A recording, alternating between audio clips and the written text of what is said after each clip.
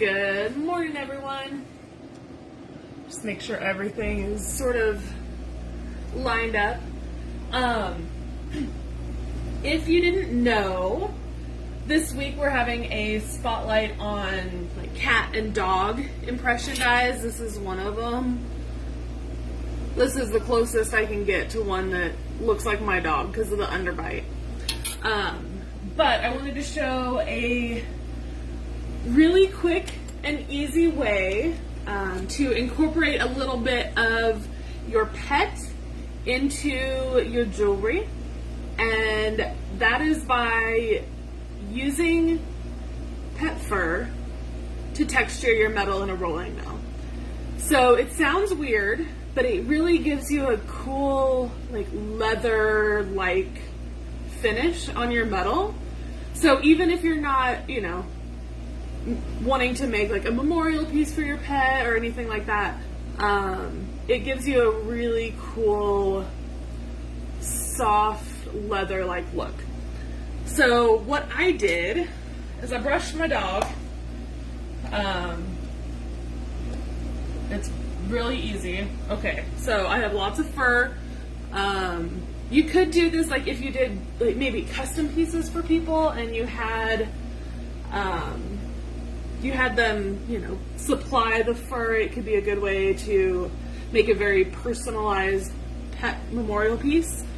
But what you'll want is annealed metal. This is 18 gauge, and some fur. Pretty simple. I wish I had a bird because I would do a feather. That would be really cool too. The first thing you want to do is place your metal without the fur into your rolling mill, and then tighten the rolls down so that you cannot tighten it any further by hand. Oh, it looks like the camera's going to bounce a little bit. Sorry about that. Okay, so I have the rolls tightened down on the metal. I am going to back that metal out, and then I'm going to tighten the rolls just like, I'm turning the handle maybe half inch, not even a half inch, quarter inch probably. Then I'm going to place the animal fur on my metal piece. And you do not need to you don't need to make a sandwich like with a piece of metal on top. I guess you could, but it's not necessary.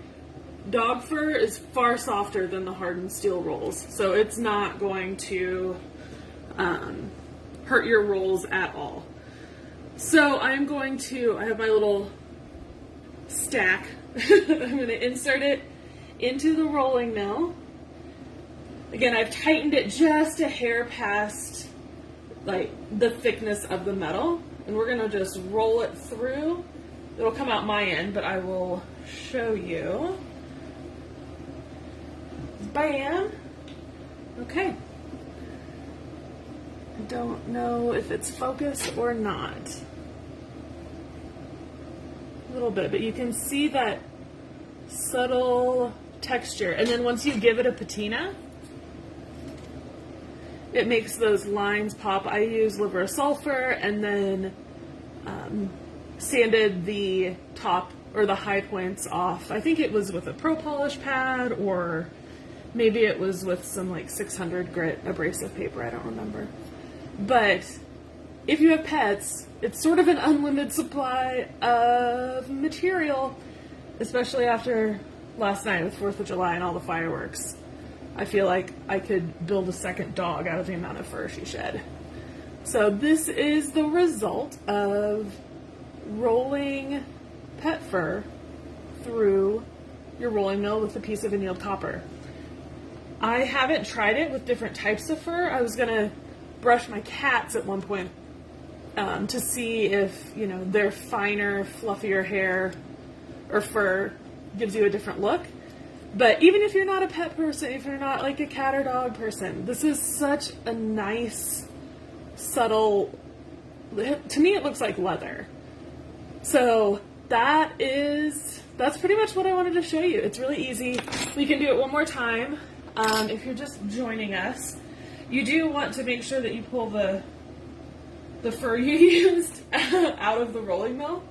But you're not going to hurt your rolls. You're not going to hurt the hardened steel rolls. Okay, so if you're just joining,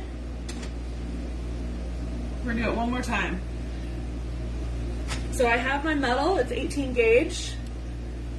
It's annealed, and I'm going to insert it into the rolling mill, and I'm going to tighten it down as far as I can go. You want to take up all of the slack.